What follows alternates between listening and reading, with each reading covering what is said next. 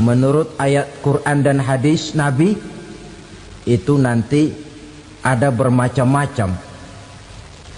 Ada orang beriman itu yang dimasukkan surga. Ada orang beriman itu yang dimasukkan ke dalam surga. Ada orang beriman itu yang disebut penduduk surga. Kenapa lain-lain, Pak? Karena waktu di dunia amalannya juga lain-lain. Ada orang beriman yang masuk surga. Ini paling murah tiketnya. Mau masuk surga?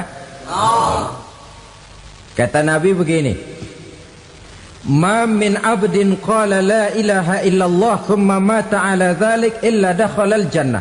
Kalau seorang hamba sudah mengucap dua kalimat syahadat, dia yakin dengan kebenaran kalimat itu sampai matinya, orang itu akan masuk surga.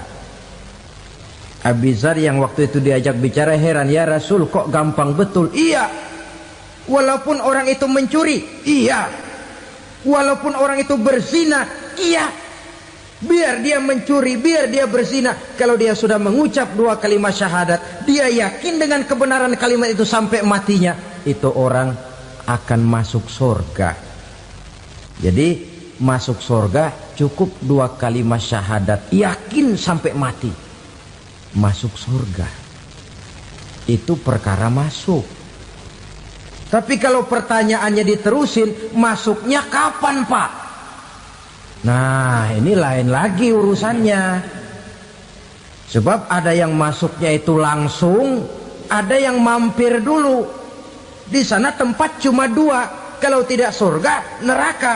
Mau ke surga tapi mampir dulu, yang mampirnya jelas di neraka. Kenapa? Dalam hadis qudsi ada riwayat, nanti itu di akhirat, setelah Allah selesai mengatur penduduk surga masuk surga, yang neraka masuk neraka, Allah berkata kepada malaikat Malik, malaikat Malik, labaik ya Allah, itu bajingan-bajingan tengik, manusia-manusia durjana yang waktu di dunia tidak mau sujud, jauh dari ulama, gemar melakukan yang munkarat dan maksiat, hidup di tengah masyarakat selalu jadi bibit keonaran, kufur, sudah masuk neraka semua. Sudah ya Allah. Nah, kalau sudah, coba sekarang kamu masuk, Malik. Saya, iya, masuk neraka. Mau apa ya Allah? Kata Allah, akhriju minan nar man kana fi qalbihi misqala habatin min khardalin min iman. Kau masuk neraka, cari di dalam neraka orang-orang yang ada imannya walaupun kecil sebesar biji zarah, angkat mereka keluar.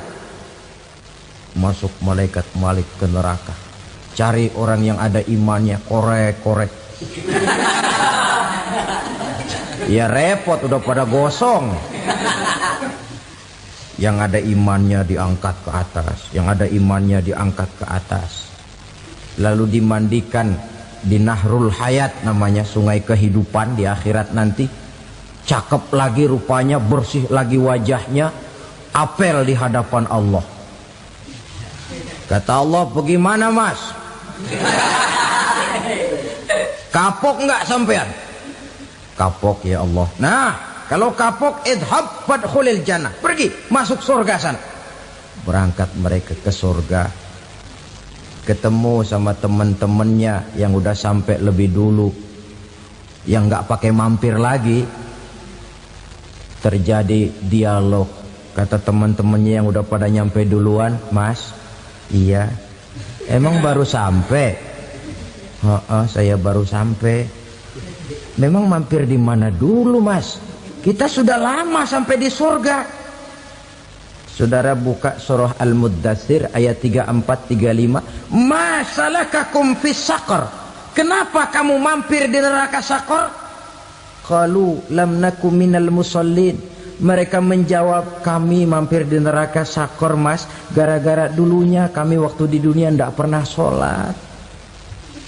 Ndak pernah sholat? Ndak pernah. Kan rumahnya dekat masjid, cuma dekat doang mas. Sholat mah enggak saya. Enggak pernah ngasih makan fakir miskin, enggak pernah hadir di majelis taklim, pendeknya enggak pernah melakukan kebajikan, maka saya pun mampir di neraka sakor. Untung betul saya punya iman mas sedikit. Waktu hidup di dunia dulu saya pernah mengucap 2 kalimat syahadat, sekali-kalinya waktu mau kawin. Masya Allah. Untung saja kawin, kalau nggak kawin polos.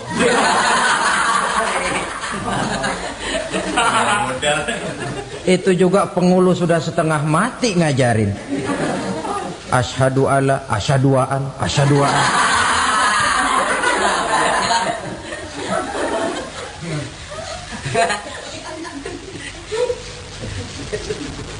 Ini namanya masuk surga, ada mampir dulu.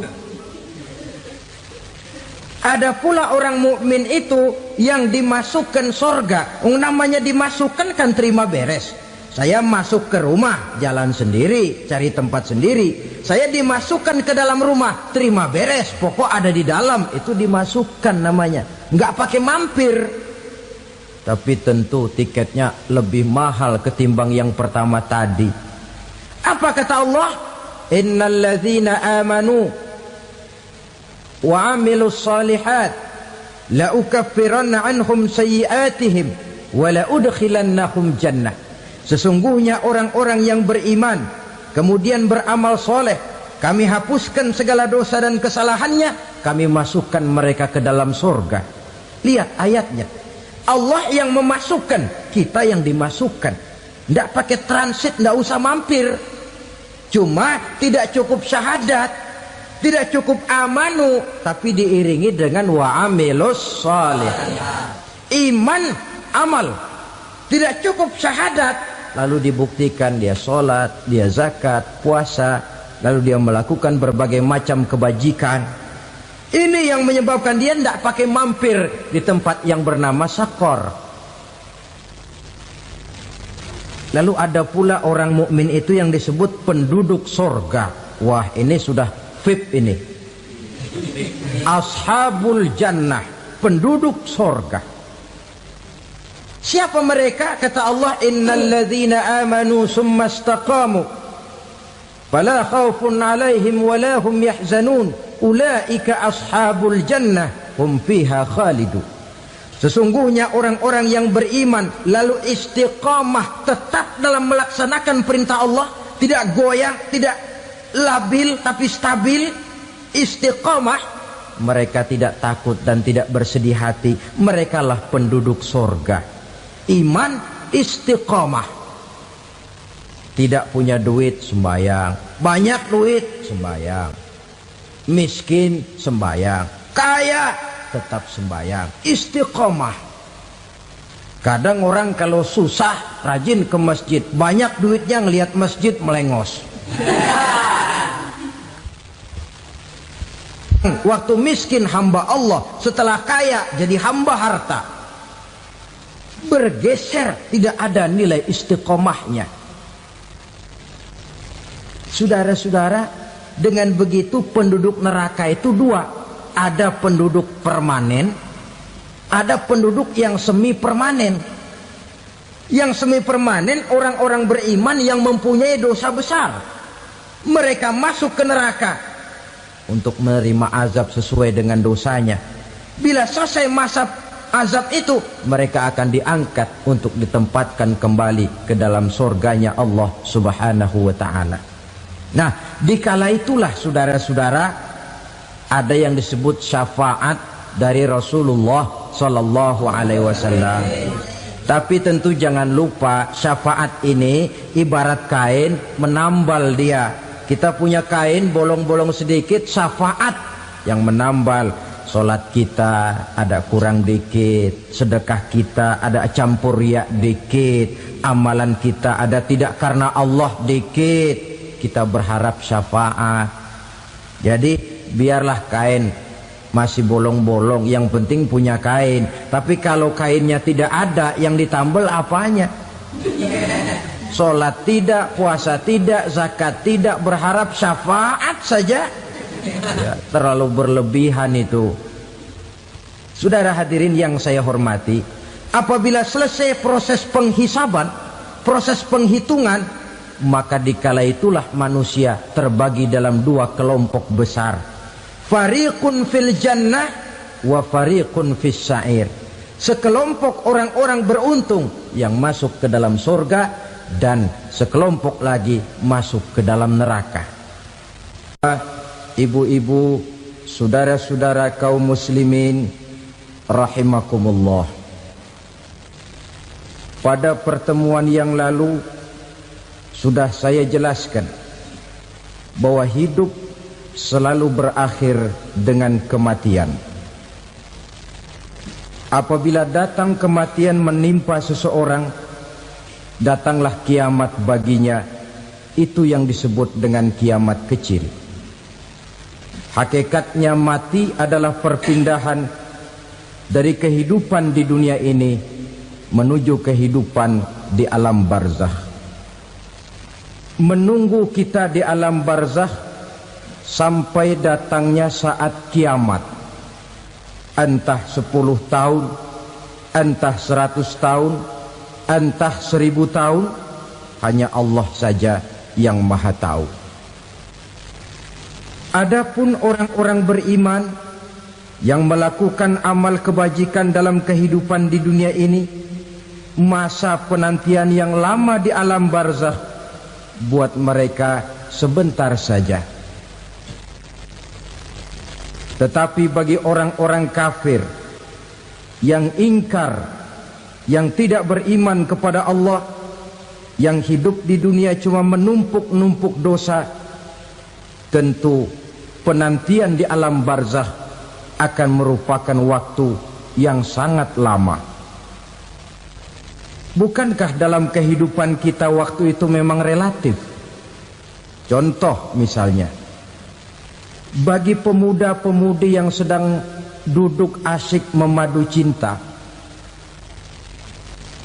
waktu 4-5 jam saja rasanya cuma 4-5 menit.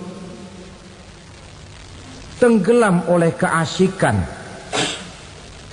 Tapi buat orang yang berbaring di rumah sakit, meratap di balik-balik apa itu tembok derita kata lagu, di balik dinding-dinding penjara, sehari bagai seminggu, seminggu rasa sebulan, sebulan boleh jadi rasa setahun. Penantian yang sangat lama. Kapan kiamat itu akan datang?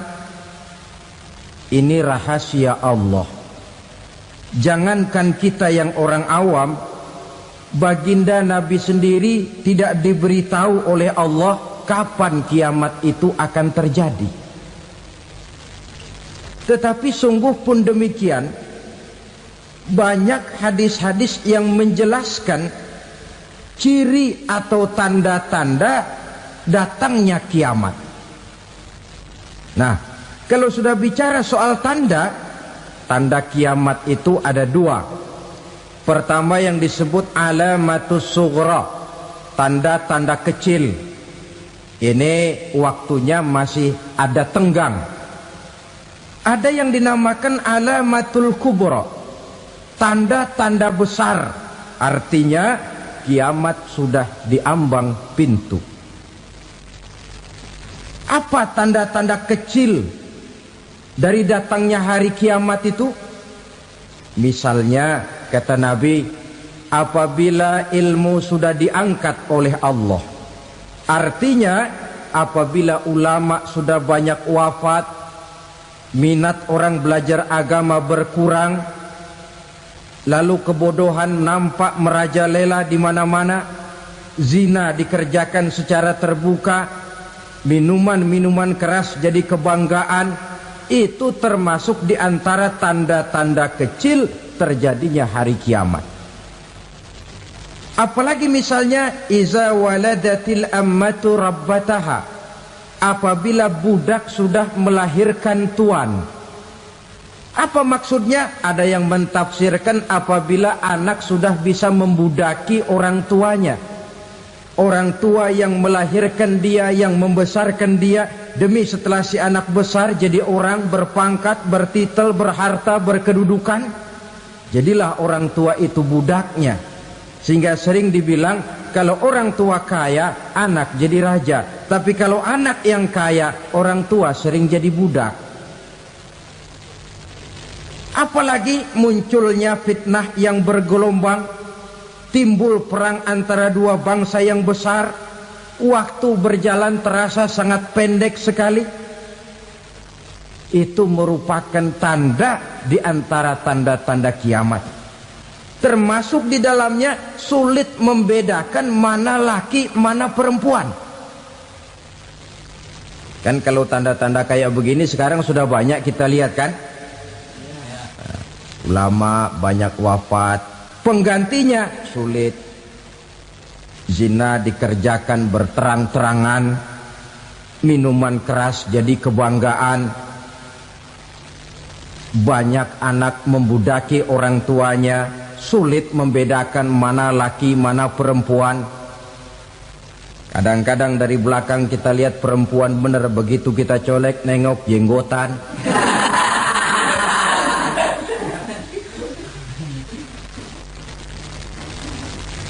Ini termasuk tanda-tanda kecil. Masih ada tenggang sampai akan terjadinya kiamat itu. Nah, yang dimaksud dengan tanda-tanda besar, ini tanda besar artinya kiamat sudah diambang pintu. Pertama, matahari terbit dari sebelah barat. Apabila matahari sudah terbit dari arah sebelah barat, tertutuplah sudah pintu taubat. Bersabda Nabi kita, la taqumus sa'atu hatta tatlu'a syamsu min maghribiha.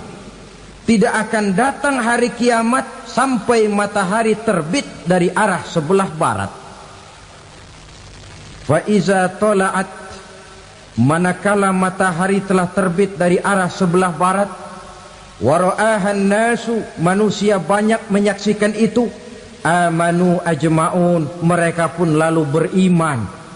Yang tadinya kafir, yang tadinya ingkar, yang tadinya membangkang, setelah melihat matahari terbit dari sebelah barat, buru-buru beriman, berlomba-lomba mengucap dua kalimat syahadat. Tapi apa yang terjadi? Kata Nabi, wadzalika hina la yanfa'u nafsan imanuha lam takun amanat min qabl. Hari itu adalah hari yang iman sudah tidak berguna lagi bagi seseorang apabila sebelumnya memang dia tidak pernah beriman. Au kasabat fi imaniha khaira, atau beriman tetapi tidak pernah melakukan kebajikan di dalam keimanannya itu. Hari yang sudah kasib, hari yang sudah terlambat, beriman tidak akan ada gunanya lagi. Ini pelajaran buat kita. Sebelum sang surya terbit dari sebelah barat, sebelum nafas sampai di tenggorokan, artinya pintu taubat masih terbuka. Kalau dua hal itu sudah terwujud, nafas sudah sampai di kerongkongan atau matahari sudah terbit dari arah sebelah barat, tertutuplah sudah pintu taubat. Tak ada lagi gunanya pangkat, jabatan, harta, bahkan beriman pun dalam suasana macam itu. Too late, kata orang Kulon. Sudah terlambat. Matahari terbit dari arah sebelah barat. Itu tanda besar, artinya kiamat sudah diambang pintu. Lalu apalagi tanda besar? Munculnya Dajjal. Dajjal artinya pendusta-pendusta yang menyesatkan manusia. Ada dua macam Dajjal, saudara. Ada Dajjal kecil. Ini Dajjal kelas teri. Kalau ini sejak zaman Rasulullah sudah ada itu. Tiap zaman ada. Di zaman Rasulullah misalnya ada yang bernama Aswad al-Unsi dari Yaman. Ada yang namanya Musailamah Al-Kazzab dari Yamamah. Ada yang namanya Ibnu Sayyad dari Madinah. Ini dajjal-dajjal di zaman Rasul. Musailamatul Kazzab memproklamirkan diri jadi nabi dia. Di zaman Rasul masih hidup. Ini dajjal zaman Nabi. Di zaman sahabat muncul dajjal-dajjal. Di zaman kita sekarang ini dajjal-dajjal pun gentayangan. Dajjal-dajjal kelas teri. Kerjanya mendustakan manusia, menyesatkan manusia, memalingkan manusia dari jalan yang benar dan diridhoi oleh Allah Subhanahu wa taala. Adapun yang merupakan tanda besar dari datangnya kiamat, dajjal-dajjal kelas kakap. Pembohong-pembohong besar yang menyesatkan masyarakat manusia berpaling dari jalan Allah mengikuti jalan mereka. Apa sih ciri dajjal itu? Kata Nabi dalam hadis Bukhari Muslim, inna dajjala, sesungguhnya yang namanya dajjal itu yakhruju, satu saat akan muncul mendekati hari kiamat. Wa inna ma'ahu ma'an, si dajjal ini membawa air, wa naran, dan juga membawa api. Dua simbol. Di tangan yang satu dia bawa air, di tangan yang satu dia bawa api. Wa ammal ladzi yarahu an-nasu ma'an fanarun. Adapun yang orang banyak lihat air, hakikatnya adalah api. Yang dilihat api, hakikatnya adalah air. Oleh sebab itu, kalau api yang ditawarkan, ambillah air. Kalau air yang ditawarkan, pilihlah api. Maksudnya apa ini? Ini bahasa simbol, saudara-saudara. Dajjal bicaranya seolah-olah untuk kepentingan manusia. Menawarkan surga. Surga yang dia tawarkan hakikatnya neraka. Hai manusia, kalau kau mau bahagia, jangan dekat-dekat dengan agama. Solat itu tidak efektif dan efisien, tidak produktif dari segi ekonomi itu. Menghadiri majelis taklim cuma buang-buang waktu. Tahajud, tasbih, tahlil, baca Quran, apa itu? Pekerjaan mubazir saja. Hidup ini cuma sekali, masa yang cuma sekali, manfaatkan dengan sebaik-baiknya. Mumpung, dibawanya sifat mumpung tetapi dalam pengertian yang sangat negatif. Bicaranya seolah-olah untuk kepentingan manusia, tetapi sebenarnya menjerumuskan manusia. Menawarkan air tapi sebenarnya api. Menawarkan api tapi hakikatnya air. Buat apa kamu sholat? Buat apa kamu bayar zakat? Buat apa kamu puasa? Surga yang dicanangkan dajjal hakikatnya neraka. Neraka yang digambarkan dajjal pada dasarnya adalah surga. Jadi memutarbalikkan fakta itu kerjaan dajjal.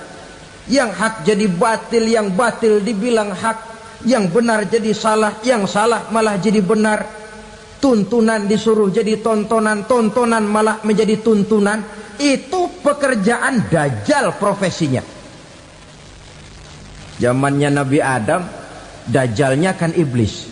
Betul? Betul. Apa sih gang kerayuan iblis itu? Allah setelah menciptakan Nabi Adam kan bilang, Adam, kau dan istrimu Hawa tinggal di surga ini. Seluruh fasilitas yang ada di surga persilahkan kau nikmati. Satu yang tidak boleh, jangan coba-coba dekati pohon khuldi. Dekat saja jangan, apalagi sampai memetiknya. Datang dajjal yang namanya iblis ini. Adam, kamu tahu nggak kenapa tidak boleh makan buah khuldi? Ya nggak tahu, pokoknya saya dilarang. Bodoh kamu Dam. Khuldun artinya kekal. Kalau kamu makan itu buah, kau akan kekal di surga buat selamanya. Allah tidak kepengen, maka dilarang kamu makan buah khuldi.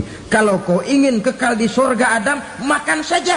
Saya bicara begini ini untuk kepentingan kamu Adam.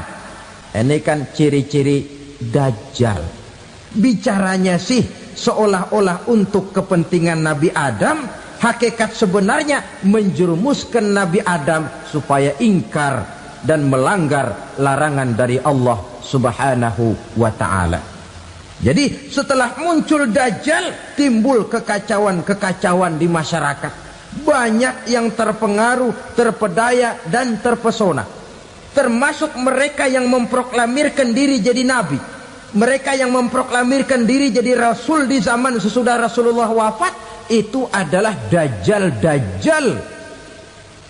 Maka saya ingatkan, kalau di zaman kita sekarang ini ada orang ngaku jadi nabi, ada orang ngaku jadi rasul, biar bahasa Arabnya kental, Quran hafal, hadis ribuan hadis hafal, biar pakai serban sampai menyengser ke tanah, bahasa Arabnya fasih, tapi dia mengaku jadi nabi, jadi rasul, kita umat Islam wajib tidak percaya.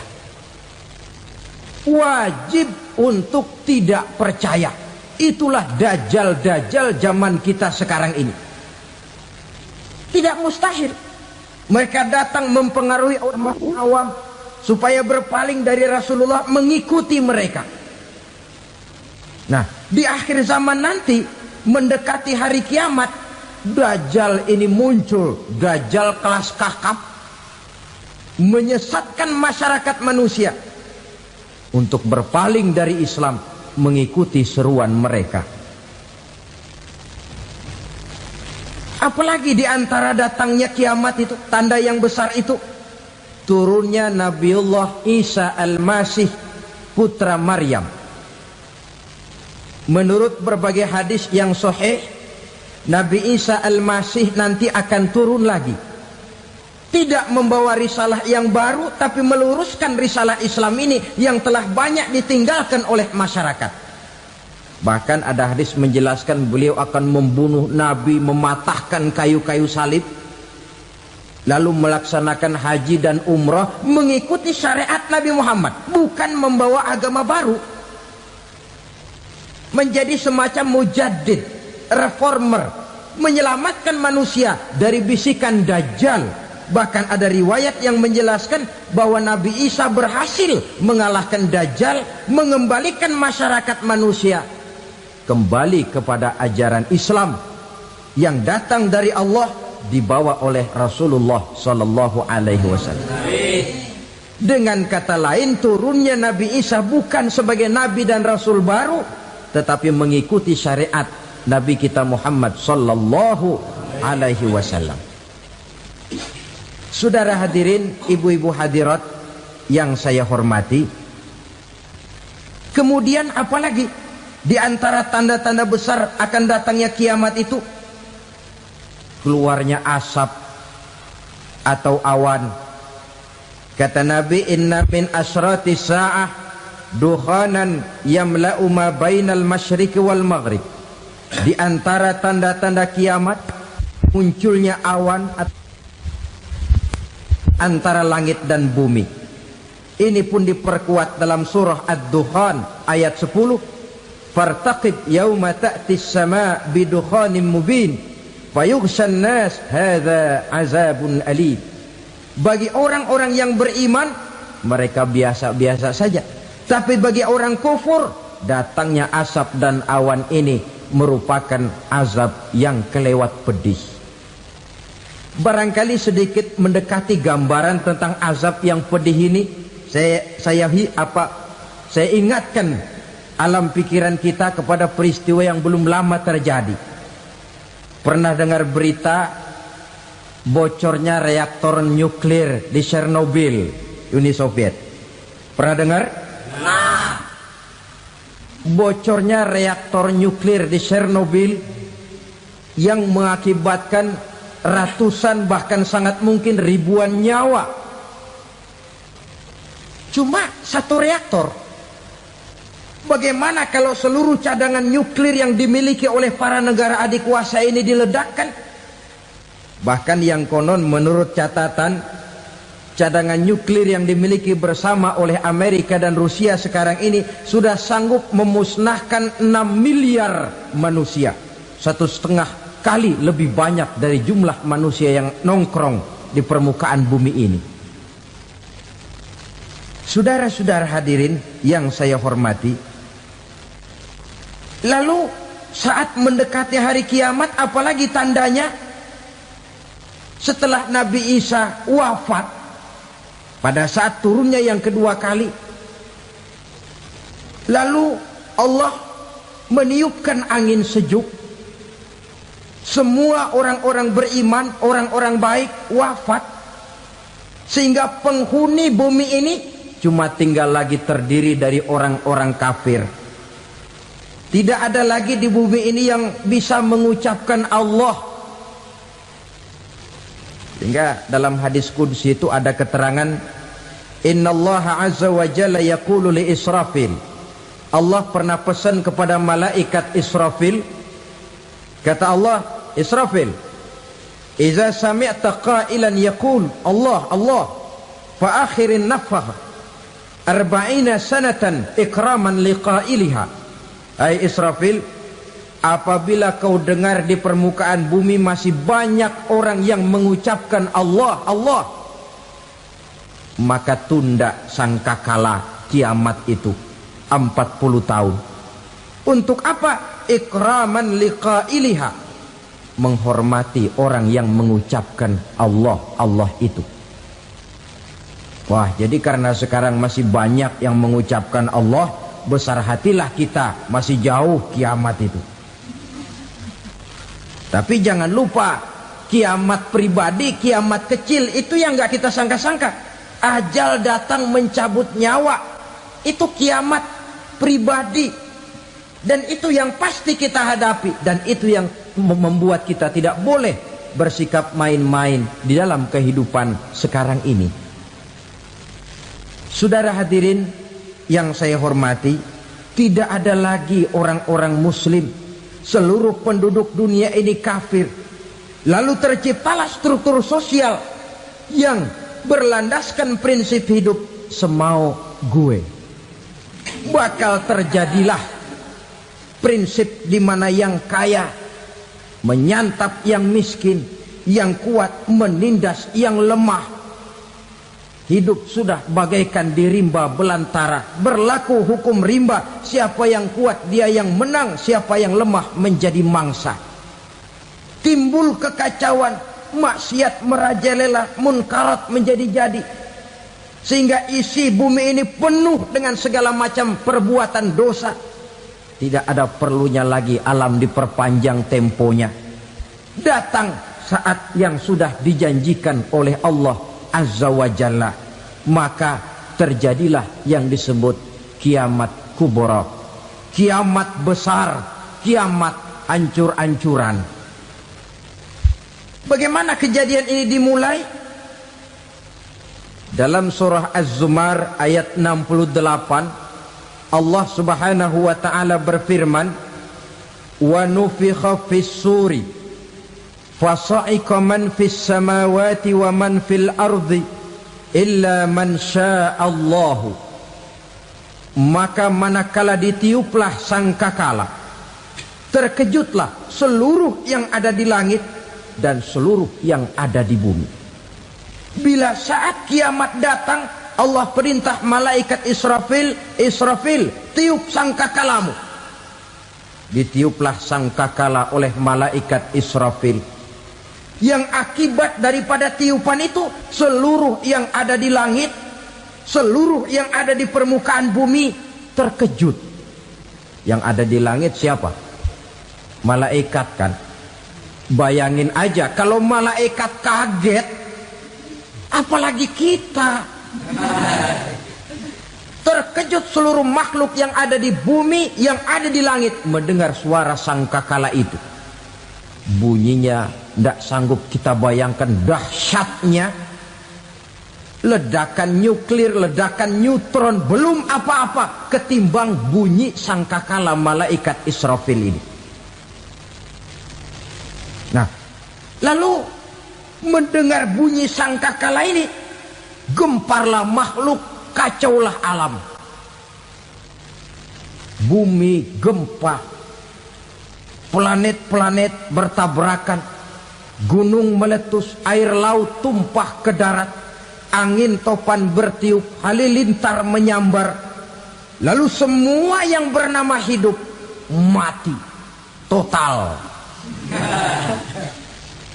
Mati bareng tanpa persiapan. La haula wala quwata illa billah. Saya kadang-kadang dalam tafakur bermohon, ya Allah, mudah-mudahan saya enggak nemuin kiamat beneran. Ngeri. Tidak bisa kita bayangkan macam apa suasana seperti itu. Allah saja banyak memberikan gambaran, misalnya Al-Qari'ah, wa mal qari'ah, wa ma adraka mal qari'ah. Kejadian yang menggemparkan. Tahukah kamu apa kejadian yang menggemparkan itu? Yauma yakunun nasu kal farasil mabsus wa takunul jibalu kal ihnil manfus. Pada saat itu manusia berterbangan bagai kupu-kupu, gunung berterbangan seperti kapas ditiup angin. Gunung saja macam kapas, konon lagi manusia. Kematian total, mulai semut sampai gajah mati, jin mati, iblis mati, malaikat mati. Malaikat saja mati.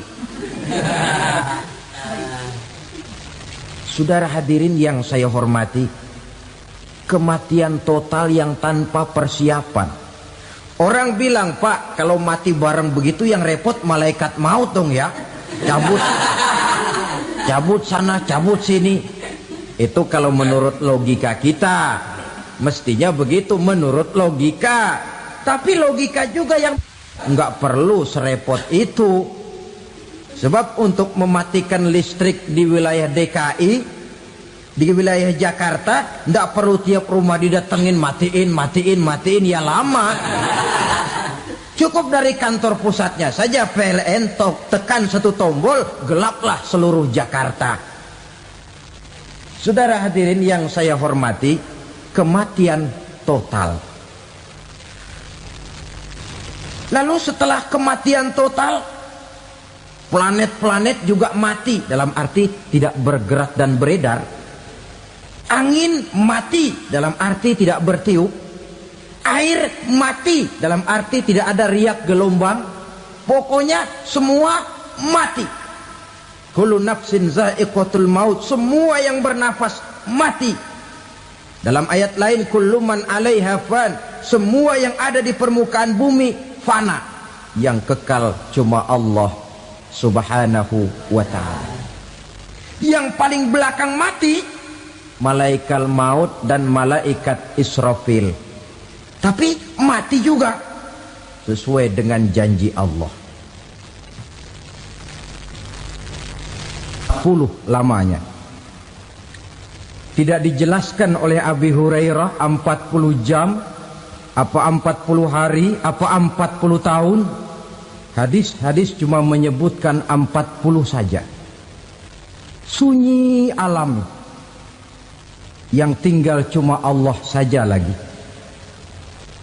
Ketika itu Allah berseru-seru, katanya, limanil mulkul yauma. Siapa para penguasa hari ini? Mana itu raja-raja dan penguasa yang dulu mengaku jadi Tuhan? Fir'aun. Mana Fir'aun sekarang? Yang dulu jadi raja, merasa berhasil, sombong, lalu tidak mau turun-turun dari kekuasaannya, sampai kepada puncak kekurang ajarannya mengangkat diri jadi Tuhan. Mana itu Fir'aun? Namrus. Mana sekarang Namrus? La ilaha illa ana. Ternyata tidak ada Tuhan lain selain daripada aku, kata Allah. Proses kemudian, saudara-saudara, turunlah hujan dari langit. 40 lamanya hujan itu. Tidak jelas juga 40 jam apa 40 hari. Setelah air turun membasahi, datanglah tiupan sangkakala yang kedua. Semua yang bernama mati bangkit dari kuburnya masing-masing. Ini yang disebut Yaumul Ba'thi, hari kebangkitan. Allahu Akbar. Pada saat kita bangkit dari kubur kita masing-masing, kumpul di padang mahsyar namanya. Bayangin aja, saya sendiri nggak sanggup bayangin. Manusia sejak zaman Adam sampai zaman kiamat kumpul bareng di tempat sama. Berapa banyaknya itu?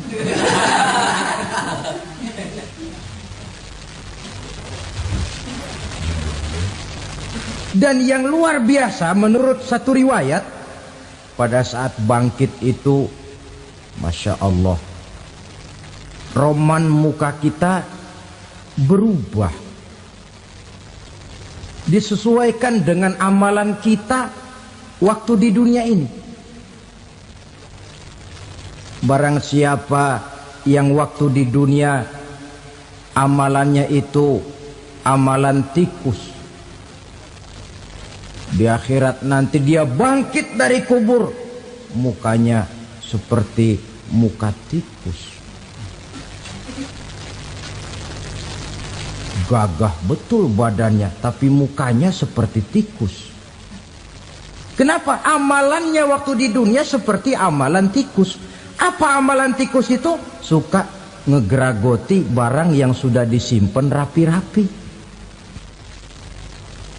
Orang sudah simpan uang rapi-rapi, simpan perhiasan rapi-rapi, digeragoti oleh tikus.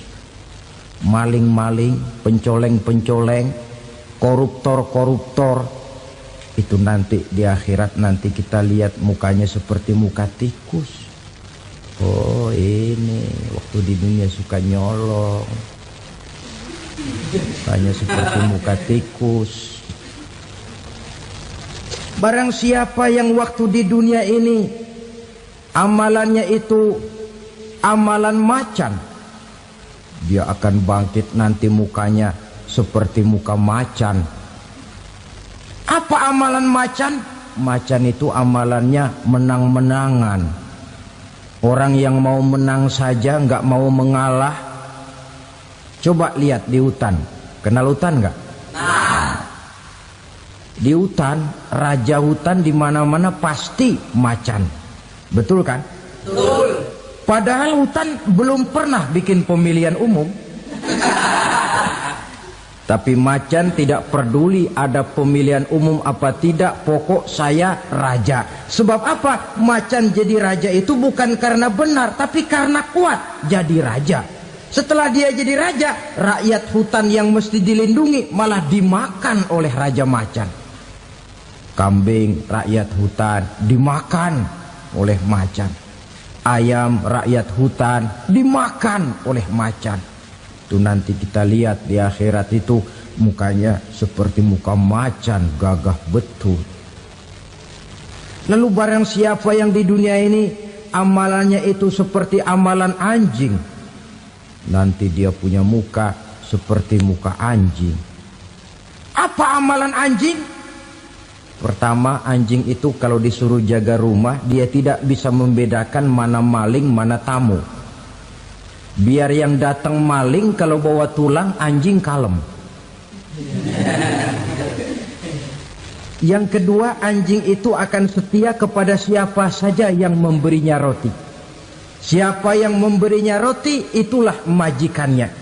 Apa kata majikannya, pasti dia laksanakan. Soal benar atau salah, dia tidak peduli. Setelah anjing dapat roti, dia tidak punya pilihan lain kecuali bilang, abdi mah kumaha juragan wae ayeuna mah.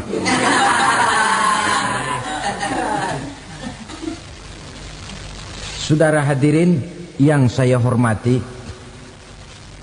berkumpul di padang mahsyar, tiap orang sibuk dengan persoalannya masing-masing. Matahari waktu itu didekatkan oleh Allah. Panas luar biasa.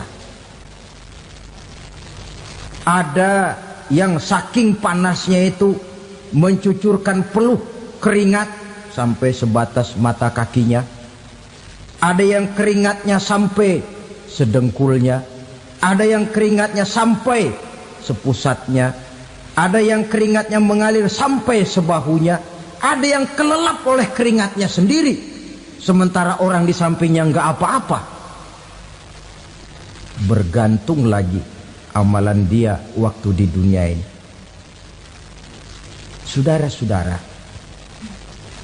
sebagian orang dalam kepanikan padang mahsyar berombong-rombong datang mereka menghadap Nabi Adam. Ya Adam, anta abal bashar.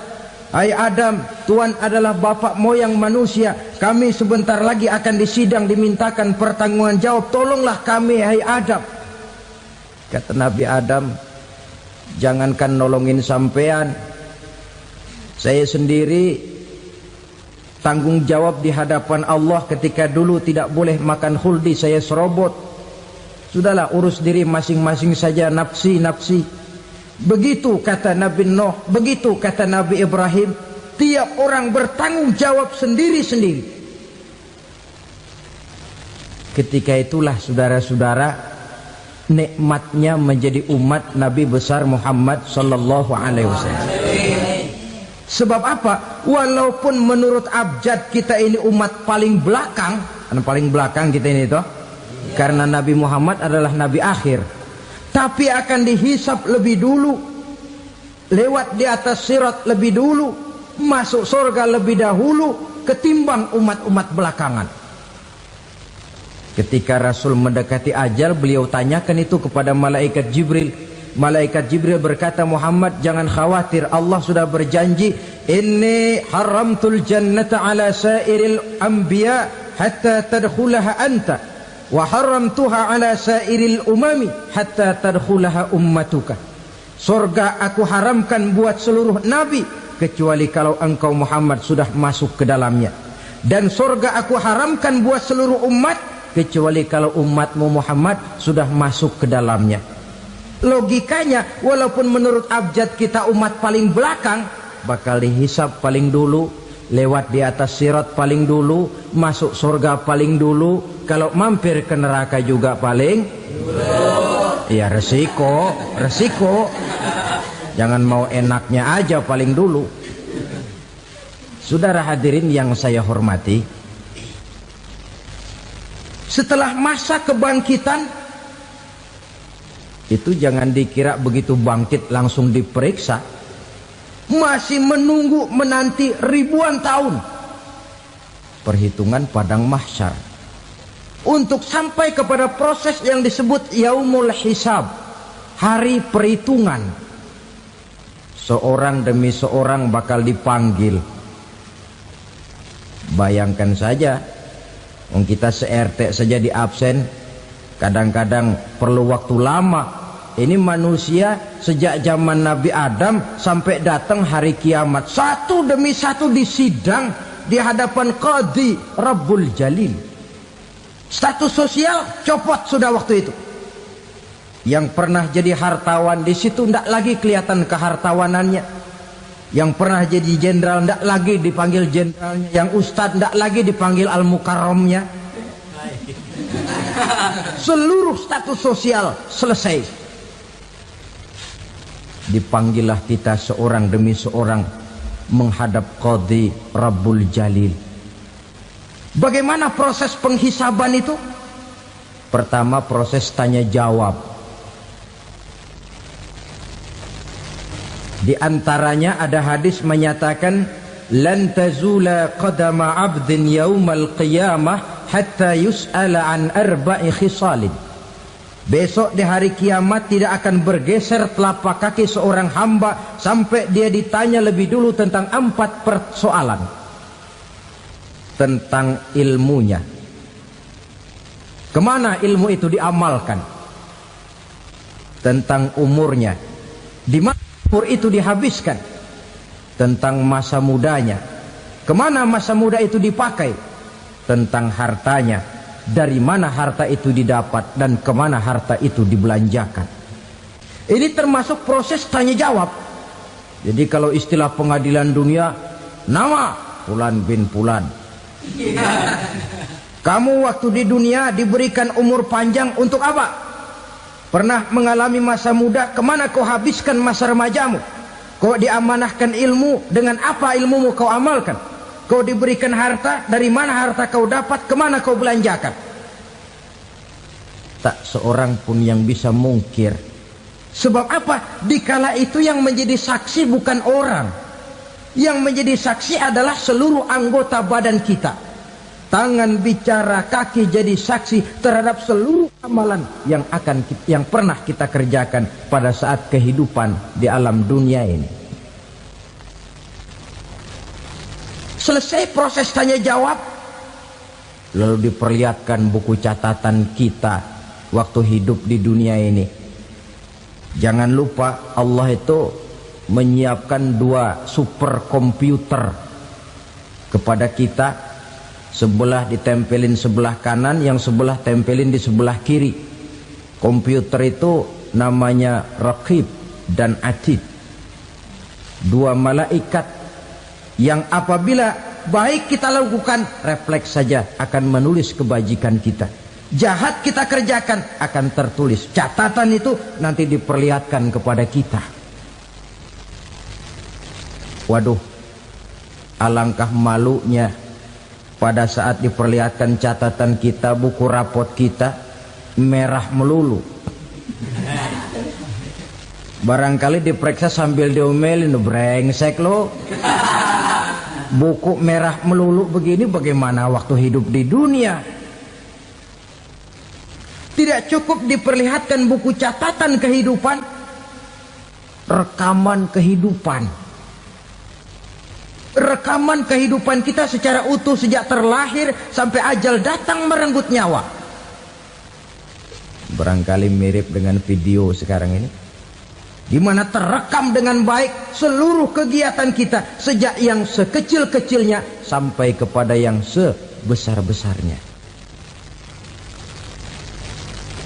Untuk kemudian kita pun menerima balasan.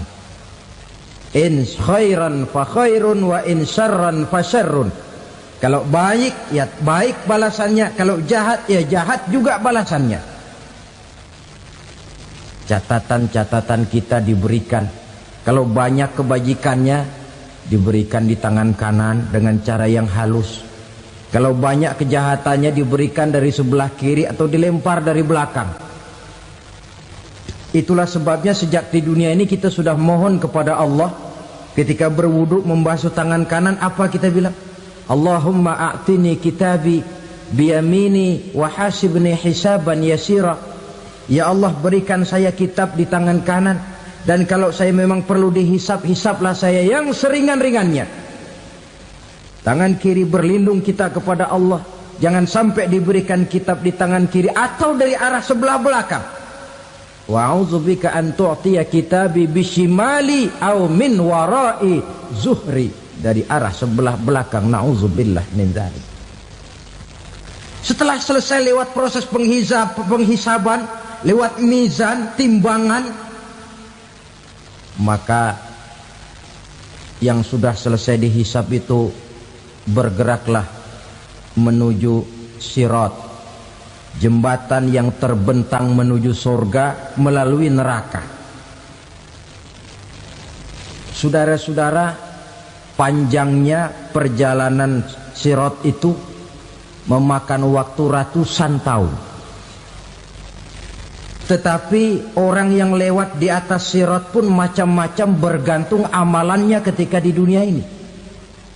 Ada yang lewat di atas sirat itu kal barkil khatib, seperti kilat yang menyambar, lep, sudah sampai dia di surga. Cepat bukan main. Ada yang lewat di atas sirat itu seperti orang lari-lari. Ada yang lewat di atas sirat itu seperti orang jalan biasa. Ada yang sambil merangkak, ada yang sambil ngesor, ada yang sambil gelayutan, ada yang selamat sampai ke ujung ke surga, ada yang tergelincir jatuh masuk ke dalam neraka, bergantung amalannya dalam kehidupan di dunia sekarang ini. Tiap kita akan melewati yang namanya sirat ini. Saudara-saudara kaum muslimin yang saya hormati, dengan demikian mereka yang selamat melalui sirat sampai ke terminal akhir surga, mereka yang ketika dihisab ternyata banyak kejahatannya daripada kebaikannya, mereka singgah di dalam neraka. Nah, adapun orang-orang yang beriman menurut ayat Quran dan hadis Nabi itu nanti ada bermacam-macam. Ada orang beriman itu yang dimasukkan surga. Ada orang beriman itu yang dimasukkan ke dalam surga. Ada orang beriman itu yang disebut penduduk surga. Kenapa lain-lain, Pak? Karena waktu di dunia amalannya juga lain-lain. Ada orang beriman yang masuk surga. Ini paling murah tiketnya. Mau masuk surga? Kata Nabi begini, ma min abdin qala la ilaha illallah thumma mata ala dhalik illa dakhalal jannah. Kalau seorang hamba sudah mengucap dua kalimat syahadat, dia yakin dengan kebenaran kalimat itu sampai matinya, orang itu akan masuk surga. Abi Dzar yang waktu itu diajak bicara heran, ya Rasul kok gampang betul? Iya, walaupun orang itu mencuri, iya, walaupun orang itu berzina, iya. Biar dia mencuri, biar dia berzina, kalau dia sudah mengucap dua kalimat syahadat, dia yakin dengan kebenaran kalimat itu sampai matinya, itu orang akan masuk surga. Jadi masuk surga cukup dua kalimat syahadat, yakin sampai mati, masuk surga. Itu perkara masuk. Tapi kalau pertanyaannya diterusin, masuknya kapan, Pak? Nah, ini lain lagi urusannya. Sebab ada yang masuknya itu langsung, ada yang mampir dulu. Di sana tempat cuma dua, kalau tidak surga, neraka. Mau ke surga tapi mampir dulu, yang mampirnya jelas di neraka. Kenapa? Dalam hadis qudsi ada riwayat, nanti itu di akhirat, setelah Allah selesai mengatur penduduk surga masuk surga, yang neraka masuk neraka, Allah berkata kepada malaikat Malik, malaikat Malik, labaik ya Allah, itu bajingan-bajingan tengik, manusia-manusia durjana yang waktu di dunia tidak mau sujud, jauh dari ulama, gemar melakukan yang munkarat dan maksiat, hidup di tengah masyarakat selalu jadi bibit keonaran, kufur, sudah masuk neraka semua. Sudah ya Allah. Nah, kalau sudah, coba sekarang kamu masuk, Malik. Saya, iya, masuk neraka. Mau apa ya Allah? Kata Allah, akhriju minan nar man kana fi qalbihi misqala habatin min khardalin min iman. Kau masuk neraka, cari di dalam neraka orang-orang yang ada imannya walaupun kecil sebesar biji zarah, angkat mereka keluar. Masuk malaikat Malik ke neraka, cari orang yang ada imannya, korek-korek. Ya repot, udah pada gosong. Yang ada imannya diangkat ke atas, yang ada imannya diangkat ke atas, lalu dimandikan di Nahrul Hayat, namanya sungai kehidupan di akhirat nanti. Cakep lagi rupanya, bersih lagi wajahnya, apel di hadapan Allah. Kata Allah, bagaimana mas? Kapok nggak sampean? Kapok ya Allah. Nah, kalau kapok, idhab fadkhulil jannah, pergi masuk surga sana. Berangkat mereka ke surga. ketemu sama teman-temannya yang udah sampai lebih dulu, yang nggak pakai mampir lagi. Terjadi dialog.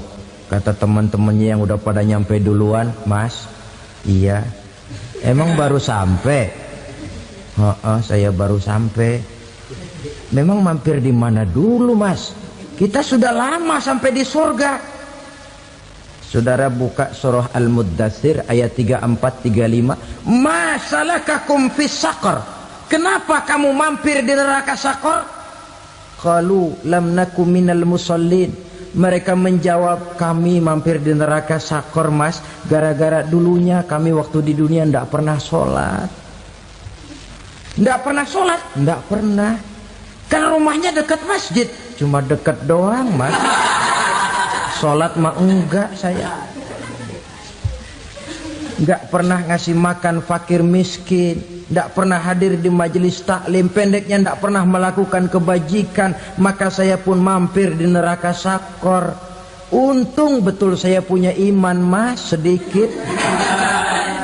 Waktu hidup di dunia dulu saya pernah mengucap 2 kalimat syahadat, sekali-kalinya waktu mau kawin. Masya Allah. Untung saja kawin, kalau nggak kawin polos.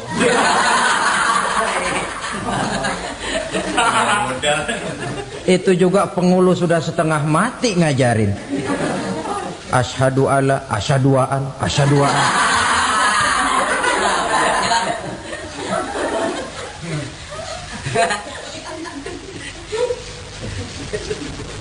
Ini namanya masuk surga, ada mampir dulu. Ada pula orang mukmin itu yang dimasukkan surga. Namanya dimasukkan kan terima beres. Saya masuk ke rumah, jalan sendiri, cari tempat sendiri. Saya dimasukkan ke dalam rumah, terima beres, pokok ada di dalam, itu dimasukkan namanya. Nggak pakai mampir. Tapi tentu tiketnya lebih mahal ketimbang yang pertama tadi. Apa kata Allah? Innal ladzina amanu wa amilus salihat la ukaffiranna anhum sayyi'atihim wa la udkhilannahum jannah. Sesungguhnya orang-orang yang beriman kemudian beramal soleh, kami hapuskan segala dosa dan kesalahannya, kami masukkan mereka ke dalam surga. Lihat ayatnya, Allah yang memasukkan, kita yang dimasukkan. Tidak pakai transit, tidak usah mampir. Cuma tidak cukup syahadat, tidak cukup amanu, tapi diiringi dengan wa'amilus salih. Iman, amal. Tidak cukup syahadat, lalu dibuktikan dia sholat, dia zakat, puasa, lalu dia melakukan berbagai macam kebajikan. Ini yang menyebabkan dia tidak pakai mampir di tempat yang bernama Saqar. Lalu ada pula orang mukmin itu yang disebut penduduk surga.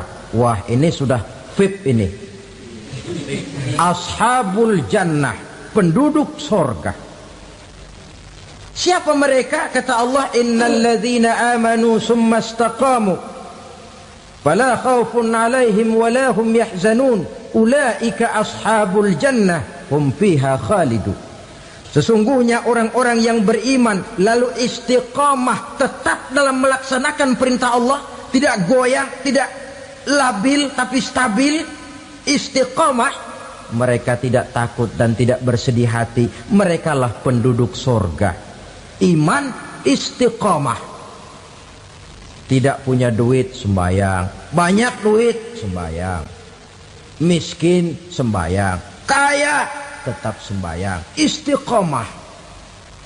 Kadang orang kalau susah rajin ke masjid, banyak duitnya ngelihat masjid melengos.